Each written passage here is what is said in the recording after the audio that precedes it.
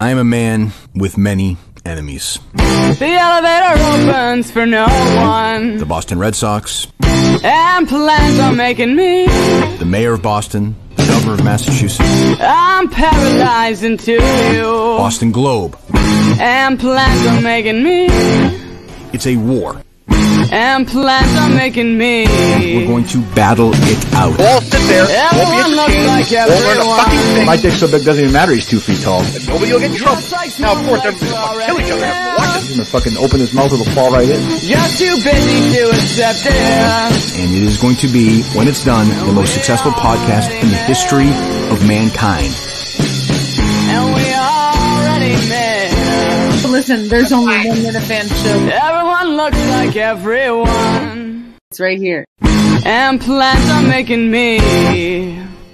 And plans on making me. No protection. And we are back for another Quantum Kirk. I'm joined again by my host. My co-host is back. Danny, how you feeling? How's the family feeling? How's everyone doing? Everyone's much better, Dave. Appreciate it. Thank you for keeping the torch alive and carried well last week, you and John, and with special guest Justin. I thought he did an outstanding job. Great episode to pick. I always love some Joe Jarcheezel in my life. That brought a smile. I forgot about that guy. So like that was probably the first time where I re-listened to an episode and a lot of it was like a lot of new stuff. Because either that, like when I first listened to it, I just kind of like really forgot it, like it didn't really stick with me. So that was probably one of the first episodes where like that minor character was like almost re-listening for the first time. So yeah, great job by Justin. He drove that bus last week and it was a fun episode to re-listen to. So I want to thank him again for coming on.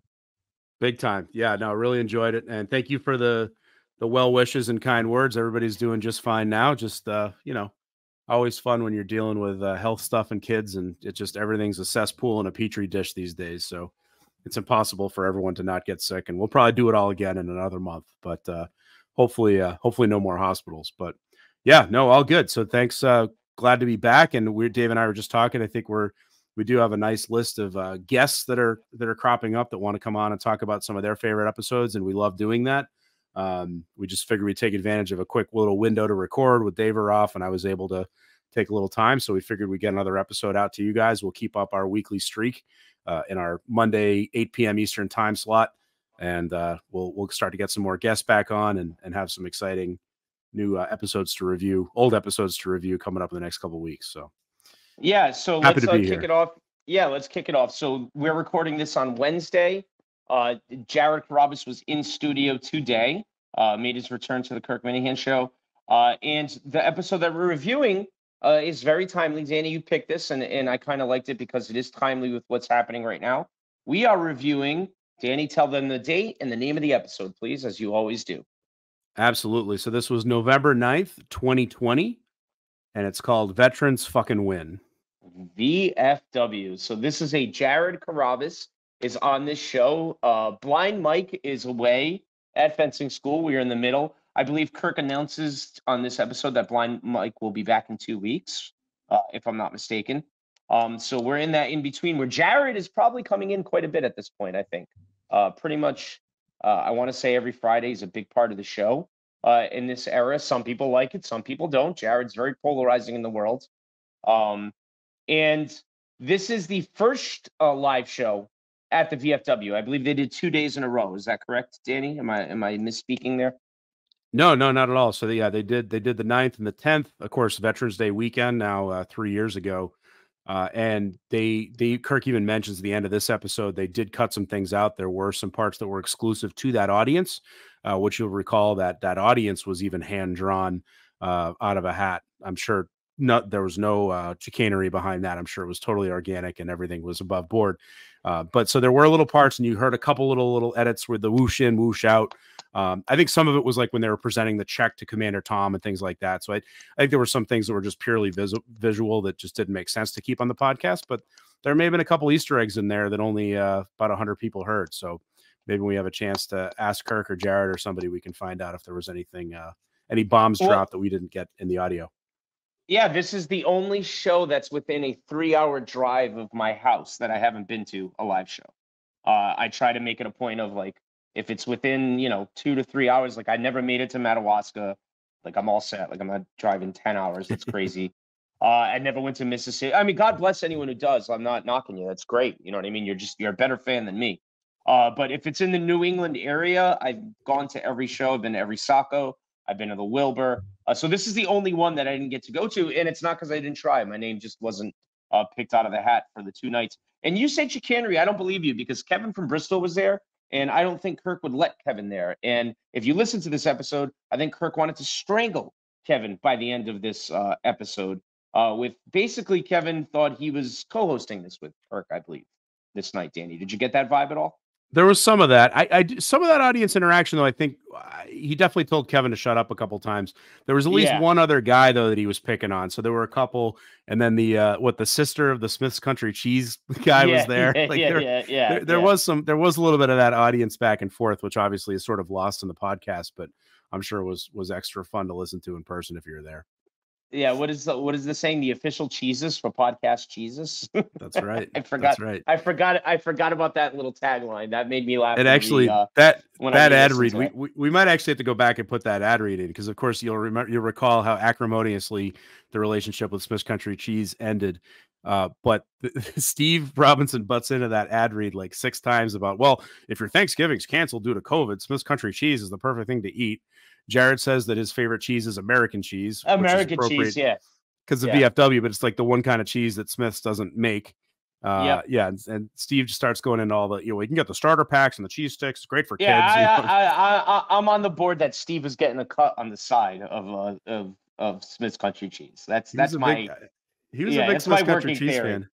Yeah. Well, and I definitely back when they were. I believe that. I'm sorry, Dan. I believe that's one of the ads he sold. I believe that's a Steve Robinson ad. Ah, that's right. So he had a personal connection there. That makes sense. So do you remember? You know how Kirk says all the time. This whole thing with Montante, where he's saying Montante should sell for the show, and people will say, "Well, Barstool," and he says, "Well, Steve used to sell for the show." And unless I'm totally wrong, and if I am, people in the comments do love to correct us when we are wrong. I believe that this was a Steve Robinson. Whether they came to him because they were fans or he was canvassing things. This is something that he sold that Barstool, that this was a Robinson production sale. So take that for what you will, So there's a bunch of stuff in this episode though. So we are coming up on Veterans Day. Are you a veteran or is that stolen valor? People have a lot of questions about you and whatever. Like Mike says, the Navy's not even a real thing to be a part of. Do you get mad when Montante said that stuff about you, stolen valor, things like that? Is that something that upsets you? When Mike Montante says things like that? No, I mean, yeah. That guy couldn't drive a tin can, let alone a freaking Navy ship. So I was the Navy. No, I think it's funny. I was in the Navy for 6 years. I did serve. And actually, we have at this point when this airs, it will be after the Veterans Day show, but we're having our third annual Veterans Day show this Saturday night, Veterans Day, to fundraise for, we'll get a couple bucks out for the Wounded Warriors. We raised about $500 last year. Goal this year is to hit 1,000. That's good. And we just have people on to hang and talk. I'm not one of these hardcore people that is shouting it from the rooftops all the time, but as a veteran, that was an important part of my life. It led up to a lot of my personal development and, who I am today. I made a lot of great relationships in the Navy. And I think there is a special connection among veterans, and I think there's also a lot of veterans that have been left behind and neglected, throughout the years since their service. And look, I was not on the front lines every day. I was deployed several times and saw some shit you wouldn't normally see sitting at a desk, but I also wasn't getting shot at every day. So, I think everybody that served, that put on a uniform, that went away and took time away from their families and paused their lives, deserves some level of recognition. I do think some people maybe rest on that and go to that, play that card a little too much. But I do think it's something that's important to recognize and acknowledge. And that's why I think I like doing it kind of once a year, play it up for a day and then sort of move on and kind of continue on with our lives. So, let me be the first. Let me be the first to say, Danny, thank you for your service and also good luck with that this Saturday. I'd say, we pump it on here, but this will be released on Monday, so it'll be kind of pointless to say what it's going to be on and what. But just if anyone wants to donate to anything, Wounded Warriors is a great foundation. So I would encourage anyone to help with that. But so let's get into like they're at the Florence, the VFW. There's a lot of stuff going on around this whole weekend, Danny, of this show. We have a lot of different storylines that aren't even got to on this show, right? So if you want to go back and listen to like the whole 3-day thing, I would say it's a good like little run of episodes to listen to, because you have Steve from Providence, who's kind of banished, but is he really banished from the world at the moment? I don't really know what the status is of that. But I thought one of the greatest things like ever, like one of the great, I thought he would be goated for this, walking 88 miles to get into the live show, because, Danny, Kirk mentions it. Do you remember, or do you want to tell the audience the reasoning of why he was being punished for this? Actually, why don't you go with that one? Because I actually took a note on that, and what they said in the episode was a little different than how I remembered it. So what did you get on that? So that's what I'm saying. This is great because it's also different from what I remembered. So I'm going to say what he said, and then you bring up your thing, because I also remembered it differently. From what Kirk said, he explained to Jared, because once again, Jared had no idea what was going on, as is one of the complaints of the Minifans, is that Kirk has to rehash a lot of stuff with Jared when Jared comes on. Because Jared's asking, why did Steve walk? Why was he walking 88 miles? Like, for the hell of it? And basically, Kirk explained it as that at the Sacco live show, somehow Steve from Providence told Blind Mike that Kirk was going to have him do like a comedy bit, which pissed Kirk off. And then Kirk, and I quote, "We're not cutting this because, you know, we don't want Blind Mike to get mad. We're not, I didn't have John clip this," but basically Kirk says, "And that fat, lazy piece of shit still didn't have a comedy routine. So all he did was lift up his shirt and then talked about suicide. And come to find out, it was actually real. He did want to kill himself." So that is a Kirk Minihane quote. That's not me. It's Kirk Minihane quote right there. So, and then basically Steve got picked to do the live show he was one of the names picked. And Kirk was like, fuck that. You know, he almost ruined a bit at a live show. He's going to have to walk from his house to Florence, Massachusetts. So that's what Kirk said. What do you remember? Because I do remember a little bit differently. I thought there was another transgression there. I honestly, I thought it maybe tied in back with the sneaker stuff and the Billy Tibbet stuff, but that was all later, right? Yeah. That was all way later. He's in very good standing with the show. Here. I think the part that kind of messed me up when I heard that part was, and I think I recall thinking this at the time, how inconsequential that issue, because again, even though he did warn Blind Mike, nothing happened. Like nothing happened. He still wasn't ready, which at that point I think was a big, that was on Mike, unfortunately. I mean, whether or not Steve said anything to him, how he didn't prepare after the first time was crazy. And yeah, the whole thing, like he ended up telling a suicide joke that wasn't really even a joke. I mean, and of course the picture of him, showing off his man boobs is absolutely timeless. Yes. But I think it was just one of those things. Kirk was looking for an excuse to peg something on somebody and said, you know what, I can, Steve from Providence, the self-proclaimed greatest Marine of all time. If he's going to participate in this veterans event, let's make him do something crazy. And, once again, he picked something that was wildly entertaining and lives on to this day. Agreed. Now let's go with the storylines around all of this, right? So you have Steve walking, they call Steve, I think he's on mile 34. He's hoping to make it there by the next day. He said Tim and Canton was about to meet him and he was going to take a couple of hour break. And they were going to have dinner, and he was going to, kind of relax and rest up a little bit. Justin, who is an employee of the show at this time, I believe had just gotten hired, he was getting paid, was supposed to follow Steve from Providence. And he was bragging that he walks every day and he could walk and do all this and do all that.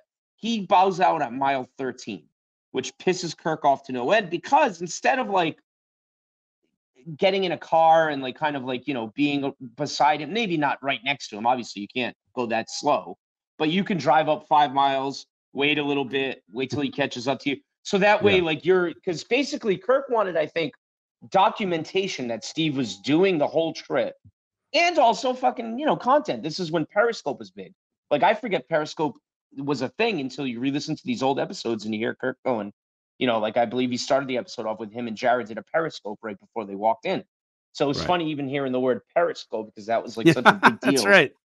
You know, it's such a big deal. So in the world 2020, back then. 2022. Yeah, it is. You know, and you forget that. 2020, You know, yeah. holy, yeah. What the fuck's a periscope? You know. So yeah, it was interesting to hear, and you have that storyline going.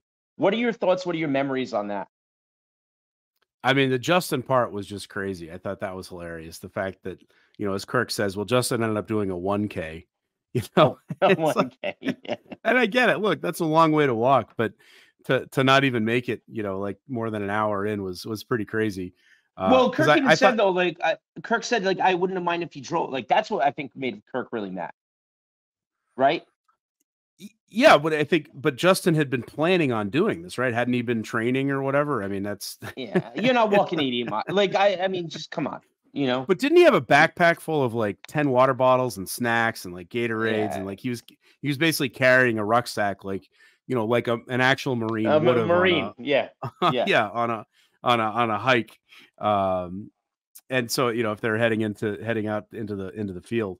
So yeah, I thought that was pretty crazy. And then, you know, I think it was pretty funny. Yeah, the sort of, you know, Tim helping him out along the way. Of course, there's been controversy since then about, you know, did he walk that entire way and what actually happened. Look, you know, I like Steve. I tend to believe what he says. You know, I want to give him benefit of the doubt. Again, you know, Marines aren't supposed to lie, and as the greatest Marine of all time, you figured he's going to be true to his word. So, you know, I believe him. I think he walked the whole way. I think it would have got out by now. I do think, like, if he, like, you know what I mean? Like, I think it would have got out by now that he fidgeted a little bit. But I do think that's why Kirk was mad. He wanted, like, confirmation from, you know, not Minifans, not Steve's buddies. You know, like, he wanted Justin there as, like, an ombudsman, I guess, right? Exactly. And I don't even call it, it's not so much sketchy, but it's surprising. And I think this would be, if this happened today, there would have been a lot more documentation of it. You know, I think depending on Justin alone to do this, wouldn't have happened. I think there would have been other Minifans following him. Like he would have had a whole little caravan. I think he would have had more people there, you know, just on their own, you know, with their cameras out, watching Steve, cheering him on, jeering him, you know, telling him to, you know, drop dead, whatever, you know, on both sides of the fence there. I think there would have been more going on. I think that there was actually generally very little coverage of it. And I'm not saying at the time, and I'm not saying that there's anything nefarious happening, but I just found it interesting that more people weren't into it because it is a pretty fascinating storyline. Yep. So let's veer away from that for a moment. We will circle back to that. The episode starts off with the big Andrea and Jared. And I kind of forgot about this. You know, Jared was, you know, talking to this YouTube star or whatever, and it was talking of him moving to LA, and like he was smitten. He was really, really smitten. Yeah. And Kirk was like really wanting to call her or do a lot, like get her on the phone, and Jared just wouldn't do it.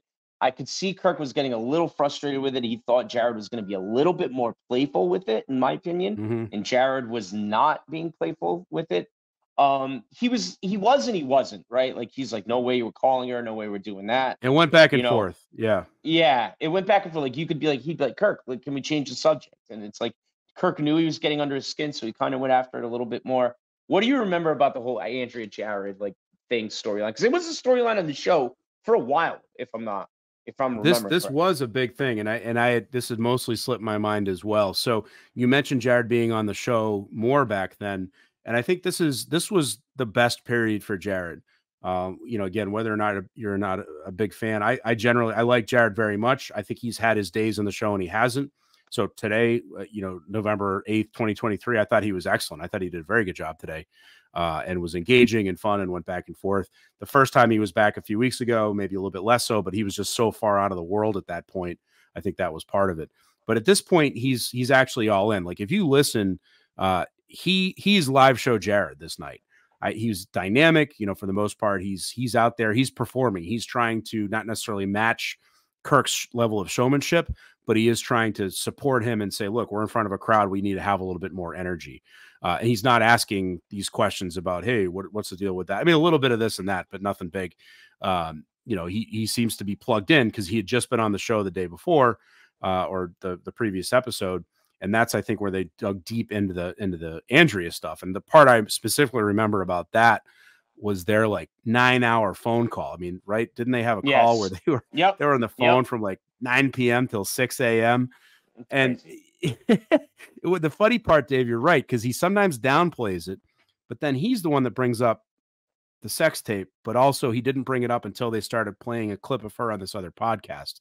Like if they didn't have all these clips of her, talking about her sex life and her sexual proclivities and things like that, I don't think he would have been so forthcoming with some of this. But then the only time he would kind of bring her up on his own was when Kirk would talk about like follower count and things like that. And he flat out admitted like this was sort of a clout chasing thing. Like if this chick didn't have, 8 million Instagram followers, then he wouldn't be quite as smitten.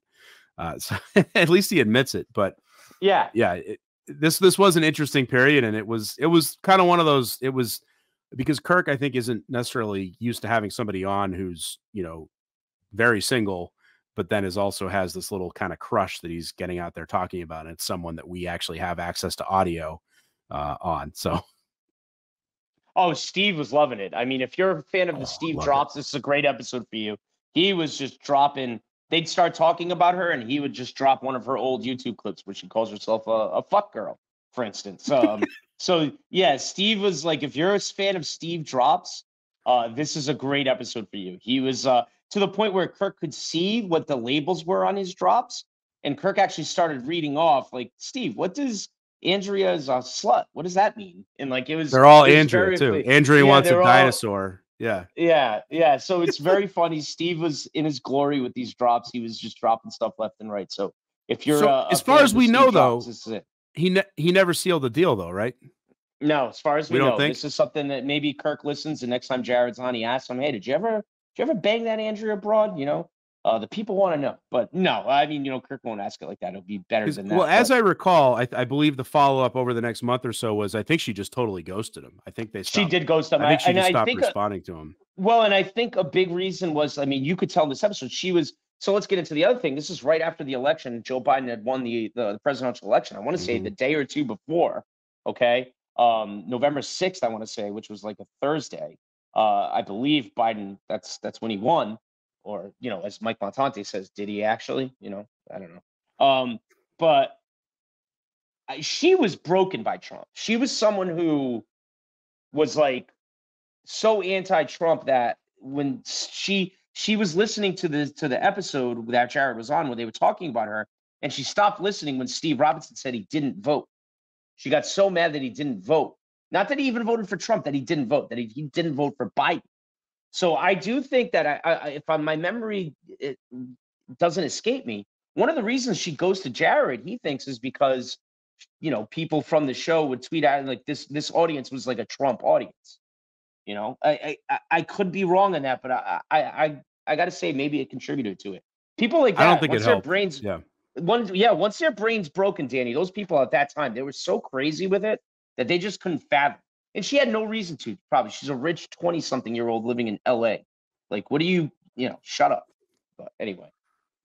Yeah. I mean, based on, we heard enough audio clips of her. I don't think she was exactly dug into the ins and outs of American politics at the time. That's what I mean. That's what I mean. Like, yeah, she was very much going with the flow, going with the crowd, going with her friends, social media. No, I think you're right. And that was, and I think it's a little bit less so now, but we still see a lot of it. I think there were very much people cutting people out of their lives, based on their political views and who they supported, especially when it came along the lines of Donald Trump. So, I mean, Jared mentioned that she had listened to at least the first few minutes of the show, the previous show, where he did bring her up. And, Kirk was trying to get it out of him. Like, well, what did she think? And, he's like, oh, well, she thought it was funny. But you could tell he was like, that's part of why he was walking on eggshells a little bit, I think.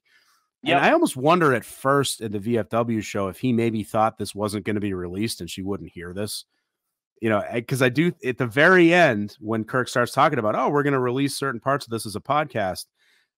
Jared, I think he covers it up, and maybe I'm reading way too much into this, but I think he seemed a little surprised. Like, oh, wait, you mean people are going to hear this after tonight? Andrea might actually hear everything we talked about. She might hear those drops. So who knows? I think, it is possible she listened back to that show and said, you know what, I want nothing to do with this guy, even if Jared himself wasn't the one cutting the clips and, saying things like that, but he's on a show talking about her. At the same time, she's obviously basically a public figure. So, you gotta. Yeah. And Jared was pretty open with stuff. I mean, they started talking about like strip clubs and like, blah, blah, blah, and things like that. Actually, there's a clip here. So if you want to mark this down for John to play the first clip, where Jared, talks about, going to a strip club, and then he goes into the back room with strippers, and Kirk's like, "Oh, you've done that?" And he's like, "Yeah, and then he says something about like, I couldn't even really get going because I was on Adderall, which is like code word for cocaine. Like Jared, like, no one gets limp from Adderall. Like, what are you talking about for the most part? So like, it's that made me laugh. So, if we want to play that clip, that's a good one there. Mm-hmm. She says, "You want to go in the back for a dance?" Right. And you say yes. I never go have. Behind that curtain. Like in the no champagne one can room? see anything. Yeah. Have you done that? Yeah, in Montreal, yeah. Do you get a little... I was on Adderall, so like my dick was like the that thing outside the used car sales. Oh, the guy flapping around? Yeah. Yeah, I didn't know that. I didn't know that was a side effect. Yeah. That's interesting. Did she give you try and give you a hand job? No. But I mean, like, under normal circumstances, I probably would have. You would have, right? Yeah. Okay. We got a spot for that. Yep. And then, like, the rest of the stuff, it's so interesting because they go back and forth. They get into the politics quite a bit, Danny. Like, to think back on this time, like, this is right after the election. Donald Trump really hasn't conceded yet. Kirk pulls the audience into, like, did anyone here vote for Biden? I think, what did they say? One person in the back raised their hand. What? Yeah, I think Jared said one person raised their hand, and actually, Kirk kind of gives his thoughts on Biden and starts to quiz Jared a little bit about what he knows on the history of Biden, and we could drop that clip right in here. His wife and daughter were killed in a car crash. Okay. What year? The story sucks. 1926. So far. Okay. Well, I'm going to get there. What year was it? 72 maybe? 74? 72. 72. It's a long time ago. So, and then his son Beau died as well. Okay. A couple of years. Did you know that story? Nope. Do you know his son Hunter Biden? Oh, yeah, I've heard of him. There we go. Yeah. There you go. Yeah. So these things happened to him, and I think he's gone through a lot in his life. I'm not a big fan of his, but I think it's kind of a nice story that somebody who's had that much grief in his life is now having a moment of triumph. That's all. Sure. I know nobody in the room feels that way. I happen to feel that way. Well, I mean, he's had a lot of professional embarrassment going back to 1988 when he had to drop out. So I understand. I'm just echoing your sentiment. It's nice. No, you're not. I did. You don't think it's nice that Joe Biden's the president-elect? You were just talking about all the suffering that he's had in his life, and I said also professionally he's had several embarrassing moments, and now he gets to have a couple of glorious months until Kamala Harris takes him out back and kills him. Yeah. So this is the Hunter Biden clip, which made me laugh as well too. Jared knew nothing about Biden's first wife dying and his daughter and all that, but he didn't know anything about Beau Biden, but he knew all about Hunter. He knew all about Hunter, yeah. But it's funny because then Kirk, like I said, he pulled the audience, and then he asked Jared who he voted for, and Jared, wouldn't say, and then they were like, "Dude, you voted for Joe Biden," because like if she hears this, you have to say that. If not, you're screwed. And then Kirk said he voted for. Do you remember Jorgensen? Yeah, so third-party candidate. Claimed, so this part, I would like clarification on this at some point. Because obviously it makes a big impact on everyone's lives. He said he voted for the Libertarian candidate, but he also said he had never voted for a major party candidate ever. I don't believe him. Hasn't he said he vote? I thought he said he's on the record saying he voted for Hillary Clinton. I thought. Yeah, and I thought he said he voted for Barack Obama. So like that was Montante. That was Montante. Oh boy. But yes, Danny, that caught my attention too. When he said he's never voted ever for a major party candidate, and I just thought, like, and Jared didn't believe him. So I don't know if he was just doing a bit to get Jared going, or if that's actually real. I believe that he voted for the Libertarian candidate in 2020. But I think he's on the record saying he's voted for major party candidates years past. Again, does that make any difference? We're still going to have dinner and go to bed tonight. So but then I think you cut a good clip here, Dave, where you had both a Kirk was right and a Steve was right moment when it comes to, for example, foreign wars, which is pretty appropriate if you look at what the VFW acronym really stands for. Yep. So play that clip here. Anyway, what else? Are you happy about the result? I got to be honest. I don't care that much. I don't think it was stolen. Sorry, Steve. I don't think it was stolen. I don't think they're hiding. I don't think that happened. I think you'll be protected from most of Biden's plans to come after the wealthy, because if Mitch McConnell holds on to the Senate. I also don't like what. I mean, what's the difference going to be? We'll probably have more wars. Apparently, Dick Cheney is advising Joe Biden. That came out on. So CNN, is there actual sound to that though? Because I saw some guy tweet that out. You retweeted them. Is that true? I haven't seen the sound. No. Because I hope these fucking idiots realize, the people who hate Trump, and that's fine, that George Bush and Dick Cheney were far more dangerous to this country than Donald Trump. It's not even close. Oh, because they were more competent. Yeah. Well, they're responsible for wars that killed thousands of Americans. Fucking wiretapping. I mean, these were hideous presidents compared to Trump. And if Dick Cheney's, in fact, who, by the way, is also about 80 years old, in fact, advising President-elect Biden, that is fucked up. And I know they're old friends, so it wouldn't surprise me. I guess. And then, to react to that clip, I mean, Steve and Kirk were both right. Steve was like, we're going to be in a lot more wars since Biden is elected. Dick Cheney is advising him. And Kirk was right as well, too, that George Bush and Dick Cheney, like, for people that hated Trump, like, to say that Trump was a worse president than Cheney and Bush was, it's ludicrous even to this day. Like, we're still in the shit in the Middle East because of a war that no one needed to go to. What Iraq had to do with Osama bin Laden is still mind-blowing to me. And all that did was create the Patriot Act, which invaded. I mean, I don't want to turn this into like politics, but George Bush is the worst president of our lifetime. And I don't think it's even debatable or close. So I do believe Steve and Kirk were right there. Well, and it is interesting because I think this is one issue, and yeah, we don't have to get too deep into it, but along these lines, this is something that doesn't go by party. I mean, if you look at the military-industrial complex, you look at the support for the Ukraine war, and of course now we've got Israel-Palestine and that whole deal. It's the same cast of characters. There's a lot going on there, but it's not. I think one point that Kirk has brought up, and has been brought up in a million different places.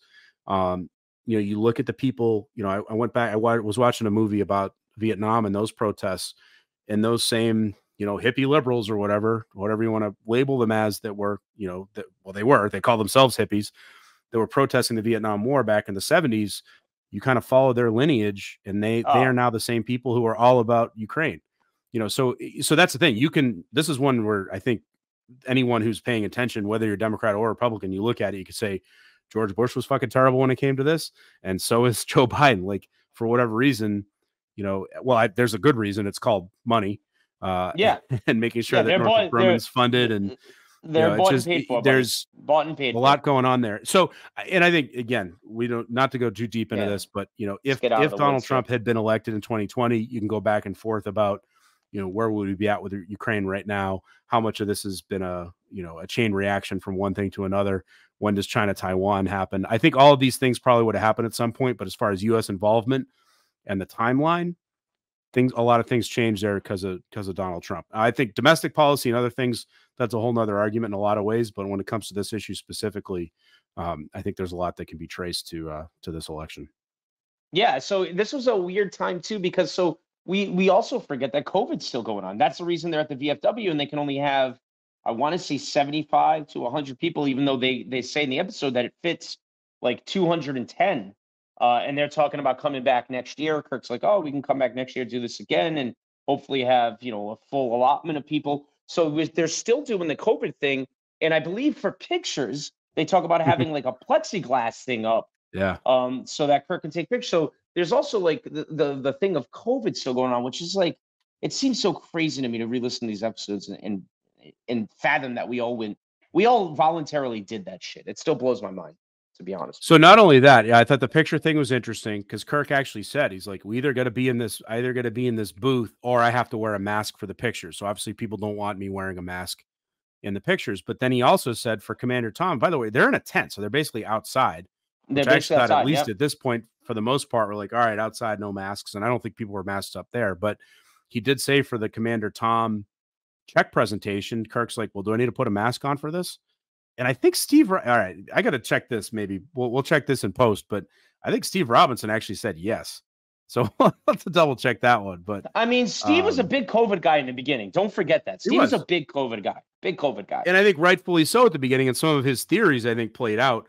It just, everything with the vaccine and whatnot just got so politicized farther down the line. But yeah, he didn't know. I mean, he made some predictions about the number of deaths that I think were off by a factor of 100. But yeah, I think he was a lot closer in his prediction of the impact of COVID than I think a lot of people were. I mean, he saw that this was going to be a pretty serious issue. And whether you want to say it's the disease itself or the reaction to it. The either reaction way, to it. Yeah, either way, he was right on that. Yeah, it's been a huge impact. I mean, obviously a lot of people died. He predicted, I think, like a third of the world's population, but everyone was impacted pretty heavily, and to this day they still are. We're still feeling a lot of repercussions from it. So I think overall Steve was right when it came to that. But yeah, that was still a big thing. I mean, it was still, people were getting back into the wild. I mean, that's why, so eventually when we come back and review the second night here of this show, I think maybe we save it for next Veterans Day or figure out another time to do it in the middle. Maybe we get Jared to come on. But you'll see that this is when you had protesters, when you had issues with, they were trying to get the permits pulled for the second night, the liquor license. Yes. And they were trying to, over capacity. Like, of course, none of it was real. It was just people trying to fuck with the Kirk Minihane Show and not make it happen. But they were falling back on some of these COVID policies to try to disrupt the second night. Yeah, to the point where I think, if I'm not mistaken, they almost did cancel. Like, they actually almost did get it canceled. I think it was close. I think it was very touch and go down to the very end. Yeah. Well, but stay tuned when we do. Night actually, this would be a good thing to do, like every Veterans Day or whatever, this whole weekend. It's not a bad idea, actually, by you, Tini. So a few more. We'll still be on the air, Dave. Right? We're going to be up to episode, 397 or whatever, right? Hey, listen, I'm just trying to beat the Chris Clemmer Blind Mike Cheers podcast. That's our only goal. Okay. Once we do what's that number? I don't even know. Honestly, I just made that up. By the way, does that podcast still exist? Is there somewhere to watch that still? I believe it should be on YouTube. It should be on the Kirk Minihane Network. That stuff that Menners. This is a thing for Menners. I said this on the last show. These are things that, like, maybe during Christmas or like New Year's or something like that you play a lot of the old stuff that no one kind of remembers or hasn't listened to in a while. You know what I mean? Like the Joe Jarchezel episode of, the Mike and the Minifans, like that'd be something to play. The Clemmer and Blind Mike podcast, like the Cheers thing. I'd play stuff like that on off nights, on stuff where we actually don't have new content. He should kind of promote and like do a rewatch of that stuff. That's just an idea I have. Whatever. I think that would be fun. And even doing some live rewatches. Well, and I might be one of the few, but when it comes to the Cheers podcast, I'm a huge fan of the show. I'm actually interested to go back and listen to it for the Cheers aspect of it, not just to make fun of the pod. Like, I think I remember them actually doing a pretty good job at it, but I couldn't remember one thing about their actual show. But I enjoyed the two of those guys together, and they did their deep dive. So there's a few more things in this episode because I don't want to do it as like a whole weekend. So we're just going to stick to this episode. So I have a few more things, and then I'll let you fire off any thoughts that you have. One of the things, there's a great song. I didn't want to clip it because I don't want to play a whole song. We are coming off of Andrew's countdown last night, where I don't know if Andrew remembers that he did it or not. He couldn't open his eyes. This is the second half of it. I listened to a lot of it. There's a great debut song in here by Steve's a Liar. The real American and the Vermont are free. So like it's off of that one. It's the Bob Murchison isn't assholes. It's a great song. So David, can you come on the Veterans Day show and sing your live version of that? I'm not doing a live version of that. No. But that is a great That was the Special Olympics version. That is a Special Olympics version. That's debuted on this episode. Like that is a great Steve's a Liar. That's an all-timer. He hits all the high notes on there. It's an absolutely great song. I encourage everyone to check that out. I don't know. Did Andrew have that last night? Did you watch Andrew's? I didn't get through the whole thing yet. I have to revisit that, but I hope it's on there because that was a great one. And to have it at the live show with everyone singing along by the second verse. I mean, I was sitting here at my desk, pumping my fist, listening back to it. Thinking, me too. Shit, that must have been a great moment live. Absolutely. I was kind of fired up because like he's right on tune. People started, like you said, by the second verse, people already knew the words and were singing with it. It was fucking very, very good. Very good. And then one more that I have, and then I'll let you go with your final thoughts, is 2 secret projects were teased on here. Jared and Kirk. And now 3 years later, we know what these secret projects were. We know what they ended up being. They're both kind of going back and forth, almost having like a one-upping each other on like whose project is bigger and secreter, to the point where Kirk goes, I don't know, Barstool approved mine right away, and Jared's like, well, I had to negotiate with someone. So come to find out, the secret projects, obviously Kirk's was the case.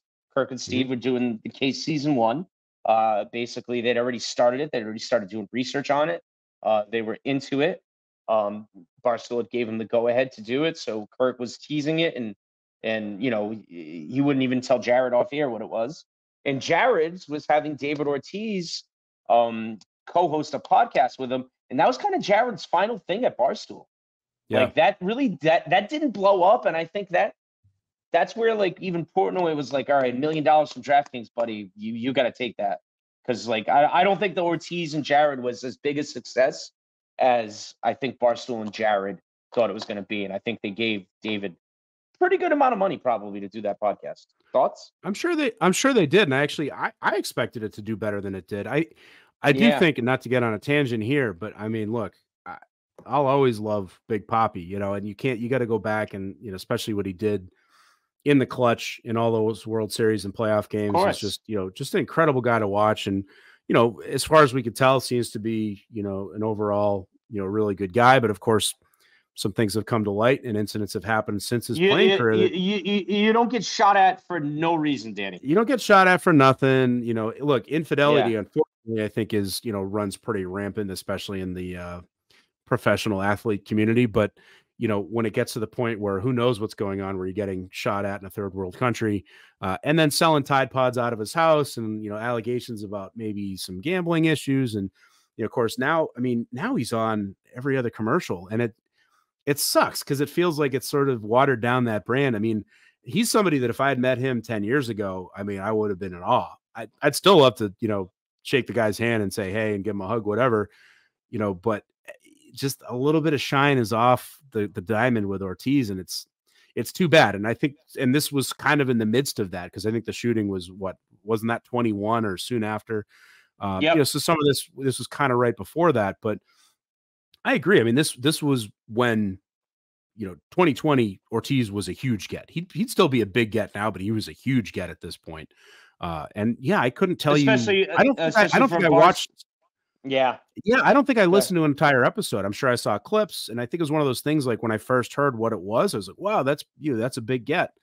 And then I don't know, I didn't really watch it like I probably would have if it had been 2017.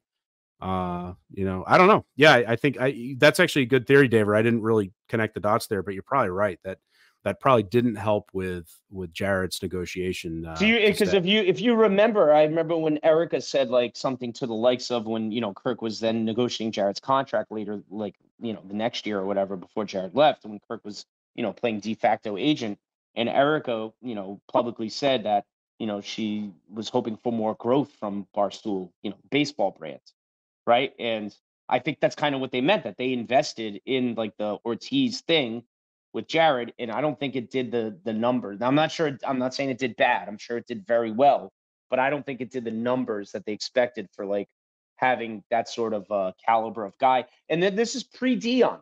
I think this might have been the first big athlete that Barstool got that probably they paid for, because notoriously Portnoy's known to not be a guy that goes and gets outside talent.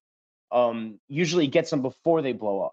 You know, before they become really big. McAfee. They did mention the corp, right? So I think the A-Rod thing had happened. A-Rod thing, but that was a mini series. It's 5 or 6 episodes. That wasn't like an actual, you know, exclusive sort of contract. Now pre-Arian Foster, pre-Dion. Yeah. Exactly.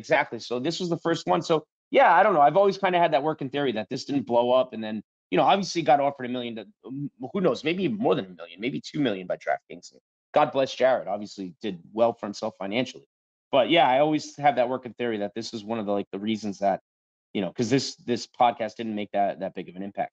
But yeah, speaking of the case, go ahead. Oh, sorry. It just, if I could wrap that up real quick, I did think that was an interesting time when, you know, Kirk acted as Jared's agent, and they bring up, you know, Jared going on the podcast with Nardini. Actually, that came up today, in November 23. You know, and Kirk trying to help negotiate and all that, and that, remember that being a big thing where Nardini flat out said, "Hey, you've got to grow this brand." I think to his credit, Jared did, but then, you know, what's his face, the pitcher, the starting 9 guy, you know, he left. Braden. Yeah, Braden was gone later. It sounded like he was kind of an asshole anyway. I don't think he was bringing in a lot of views. You know, frankly, I think right now the biggest Barstool brand is, you know, anything to do with nostalgia. So once again, Chris Clemmer, bring back the 95 Mariners. It would probably be the biggest baseball piece of content that Barstool would have to offer. the biggest baseball thing they have is Frank the Tank and the Mets. That's the biggest baseball thing that they have to be. But that's not even And that baseball. tells you That's just Frank. what That's just Frank what does the that Tank. tell? That's Frank being the Tank. crazy. Yeah, I mean, Yeah, he yeah. could go to the aquarium every week and it'd be the same thing, you know. Yeah, exactly. But yeah, so then to wrap it up, the case, we haven't heard anything new about the case in a long time. We hear tidbits of like is Steve back on? I don't know if Kirk's fully answered any of that. So, I know Kirk listens to stuff. I don't know if he makes it all the way to the end here on this one, but I would love an update on the case. I'm a big true crime guy. I would love to know if he has a date in mind, or if now he's so consumed by KMS that is the case like a back burner sort of thing. What's your thoughts on that? Yeah, it seems like it might be about that time. Although, and hopefully Kirk didn't just slip on a banana peel running, listening to you talking about him listening to us. But I do think it seems like it would be about that time where he might get back into it. But he also seems to be having a lot of fun. Doing four shows a week. And he's busy. I mean, he's like that's what I. He's got a lot going on. My whole thing is a lot going on with just outside of Barstool, like with Barstool stuff. He's going to Chicago, I think, in a couple of weeks. He said he's supposedly doing all these live shows, all these places that that he said he picked. So I'm not saying he can't do it. The guy's unbelievable. He's great at time management. Don't get me wrong here. I'm just saying, like, he's put himself a lot on his plate here and 2 new producers. Will he have time to do the case? Does he have, does he have a time frame in mind of when he thinks the case would come out? Because I'm a big fan. So that's I'd be interested as well. I'd love to see another one as well. But it also, he's putting a lot of stressors on himself, and you look at the case season 1, and that seemed like probably about the most stressful undertaking he could embark upon. So, does he want to get back into that again or not? I don't know. We'll have to find out. I'm also interested in if his 4-year contract demanded that he gets back into it. So that's something that if he wants if he wants to touch on as well. Right, but though, right? I mean, you figure the more content he does, the more they have to pay him for. Wouldn't you think? Like, you know what I mean? If I'm sure, does he have like different salary if he doesn't get to the case than if he does? I guess is my. I don't even feel qualified to guess at that. I have no idea. Oh, I'm not guessing. Just spitball. That's a great question. That's a great question. Dave, you asked the great questions. And I don't even have an answer. Hey, like Steve from Gloucester. I just want consistent. No, I'm joking. I'm nothing like Steve from Gloucester. Did you read the manifesto? I saw it briefly today. I didn't have time to get. I glanced. I saw the photograph of it and was like, holy shit. Oh, so listen, if they don't drop like a King of the Crazies t-shirt or a sweater soon with maybe Steve's like silhouette on it or something like that, or the clown emoji. Yeah, I don't even know what we're doing. Like, listen, we are crazy as Minifans. I like to think I'm not that crazy, but I'm sitting here hosting a wrap-up show from like 4 years ago with another Minifan, so maybe I am that crazy. I don't know, but Steve seems like a nice guy. I hate to pile on Steve. He deleted his Twitter again, but I mean, I don't know. You do today? Yeah, he deleted it after the manifesto dropped. After Kirk dropped the Steve. That's what I mean. Steve, what do you do? Like, that's what I mean. Like, you record a 30-minute podcast and you write a letter and send it to the office. Like, what do you actually expect them to do? Like, what do you expect them to do? Not talk about it? He wants him to. He's flat out said, "I want Kirk to respond to me." Although he did say he wants it to be off the air. But I mean, he knows better. It's not going to be off the air. And Kirk brings up deleting the social media. Oh, do we have to go there? It's like, well, yes, we do. And he does. He seems like a very nice guy. He's a regular caller into the Burn Barrel podcast, which I'm a regular listener to. It seems like a very nice guy, but he put himself out there. God bless him. And I think Kirk made that clear. He's like, I don't want to stomp on this because I like when people do this. It's fun. It's engaging. But then you got to be able to come in and take some heat, which he did at some level. But once he's like, oh, well, Augustus is an idiot. He's like, oh, okay, fine. Yeah, but I mean, not even that. You type out the letter too. Like the podcast is one thing. The letter is a different level of like commitment to it. Like, and who has time for all this? I mean, granted, we spend time recording a show every week, but we record the show and we're done. It's like, write a letter and address it and put a stamp on it. But to your point, though, Danny, we do this show, and then if we say something that Kirk doesn't like, we are prepared to get, called assholes and called on our shit or wish death upon us or our children or your children. And like, that's like, I'm fully prepared every week that me and you might say something that will annoy him. and we will get mother effed on the show. Like, that's just something that comes with it. So when you do that, when you send something into Menners or you send a letter into the studio, I think you have to be prepared to be mother fucked. Yeah, that was probably that was my biggest surprise, was that he didn't seem prepared for that. Like, he mentioned what a big fan he is, and again, I do recall him calling into the show back when it was on EEI. So he knows what Kirk does. He kept saying, like, Kirk, you're doing it again. So yeah, Steve, get ready to get shit on. I mean, comes with the territory. And if anyone wants to have a Kirk off, listen, I will say Kirk's name more than Steve anytime, any day. All right. That was a big thing on Twitter the other day. But yeah.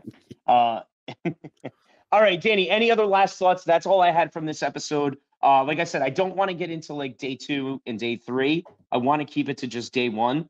Did anything else in this episode catch your eye or get you going? Yeah, and I think that's a good call, Dave. As I was looking at this, I was almost thinking, do we try to rope in the next one? But the fact is, then the episode after that, and even the episode after that, has a lot of really good stuff in it that all relates back to Steve and to Justin. And then I'll stick with this episode, though. A lot of Carano mentions. Our good old friend Matt Carano. Matt had a parody song, which was actually pretty funny. It was, to the tune of "I Want to Be Sedated," but it started out. Here's the thing: Carano gets shit on for not being self-aware, for being too serious, whatever. He was really fucking funny when he wanted to do a parody song. Like, he has the ability to do it, and he's musically talented. But Steve aborted it before it even got to the chorus. But what I thought was interesting is, Kirk brought up this conversation that he had with Matt, which may have been the beginning of the end, and where Matt started to really sour on their relationship, where Kirk flat out told him, we're not friends. Like, Matt was talking about how they're all buddies and friends, and Kirk is like, I am not your friend. Carrabis, who, again, famously got shit on by Carano, which, again, got brought up again today, but I think this was before that happened, was defending him, saying, hey, he seems like the kind of guy you want to be friends with. Like, he doesn't seem like a psycho. Kirk, you seem like a psycho. So Jared was actually sticking up for Carano, which I thought was an interesting one. So, and Carano's name came up several times, of course, several gay jokes, all the obligatory, usual with him. So I do think that Matt has the ability to be funny, obviously, because he made some of the great parody songs ever. Like, there's nothing taken away. I just think Matt is ultra, ultra sensitive. And in this world, that's hard, especially if you want to do content around this world, which you just talked about. I think Matt wanted to be involved in content around the world. He wanted to put out songs. He wanted to be a producer on the show. He wanted to be in that world. He wanted to do stuff, with Kirk or for Kirk or whatever. You can't do that and not expect to get shit on at some point. It's not always going to be standing ovations and flowers and roses. Like, he made Rape and everyone's like, oh, great, this is unbelievable. Then you make other stuff and it sucks, or you say something dumb or, whatever. Like, I just don't get how people don't understand that. Like, you do stuff for this world, in this world, content-wise. You put yourself out there, you're probably going to get shit on by some segment of the world. And right, because in its very nature, to do content in this world that's even somewhat interesting, you're probably shitting on someone else at some point. Exactly. We don't do a ton of it, but we do a little. If we never shat on anybody ever, no one would ever watch this show. And look, you listen to the first couple lines of that song, he's shitting all over Justin. So you got to be able to take some of it back. And look, we can both be a little sensitive once in a while, of course, but still, we know it's coming. Like, it's not a surprise. And, I think the more you take it, the more you kind of get used to it, which, Kirk would say is Carano's MO in the book. But so we did have another. Good job. Oh, thank you. I'm good for one an episode, I think, or one a week at least. There was one more drop, actually. So there was a drawing, remember, for Third Man In. Oh, yes. Thank you, Danny. Good call. I forgot about this. So play this drop right here. This is the first time we hear this name, and I said drop, not drip. I don't know this guy's name. Richard Kelleher. Who is that? No, did not. No. A little inside humor there. Didn't get it. In my head. Justin Durand. Do I know that name? Huh? I had no idea. I've never heard of him before. So Justin Durand, congratulations. You're the next guy who's going to ruin an episode of the Kirk Minihane Show. Like I say, there's a loser sounding name. There's not a lot of personality attached. Did you tell? And that's the clip, right? So that is the first time we hear the Florida drip, Justin Durand. And it made me laugh today when Kirk was going, does anyone know this guy? Does anyone? Justin Durand? And then Kirk even says he sounds like a boar. And he was going to be the first person that wins the third man. And so this is a great way to end the episode, Danny. You love to say it all the time. Go ahead. Kirk was right. Hashtag Kirk was right. And you know what? To Justin's credit, who I like a lot. I like him too. He's owned it. And I think to the point where it's almost too much at the beginning, Kirk's like, all right, yeah, you're a drip. You say you're a drip, great. Now you're being a drip about being a drip. But he's stuck with it. He's persisted in the world. He's always around, like calling in. He made a little bit of controversy just last week, talking about how Montante should get paid. He should get paid. Yeah. I think he's a good, solid Minifan who, he owns it. And, his crazy wife, pops in once in a while and adds a little bit of extra. And you want to hear a small world thing? Me and Justin went to grew up in the same town. Literally went to school 5 minutes apart. Oh, that's right. And I think, didn't I get accused of that? That was yes. Yeah, someone said it was you, and it's like, no, it's Justin Durand. So we grew up in Pawtucket. Like, he went to St. Ray's, I went to Tolman. We had a lot of the same friends. We absolutely must have been at the same parties together and stuff because we know the exact same people. But he doesn't really remember me. I don't really remember him. But once we started naming names, it's like, oh yeah, those are my buddies, his buddies. So it's funny. We found each other, ended up communicating because of the show. So that's a small world, little tidbit there to end the episode. It is a small world, and you know what? Small world. And then I think that's about that's all. Kind of hit on a lot of the big stuff. I will say this again, not to beat a dead horse, but coming back to today's episode, Alex Cora, big topic. He had just been brought back as Red Sox manager after getting fired for cheating. Carrabis was careful to say that he only cheated as a member of the Astros, not as a member of the Red Sox. That's right. Sure. And then, but here he is. He's still, he was signed to a multi-year deal back in the fall of 2020, and he's still with us. And it sounds like eventually he's going to take over for Craig Breslow as president of baseball operations. They'll get another manager in there. So, once again, here we are a couple years later talking about the same old shit, but keeping it interesting. Yeah. All right, Danny, I think that was a good, solid episode. We'll see if we can get some guests on next week. I'm glad everyone in the house is feeling better, and we'll talk soon, and we'll get these clips put in post. And we want to thank John for once again doing all this stuff for us. If someone could write out the description, I guess Menners was mad about that. Justin was right about it too, I guess. We didn't put the link to the episode or the description in there, so he's not wrong. So hopefully we'll do that this time as well. We'll get that. I do agree. And here's the thing. The nice thing is we've now put out enough episodes.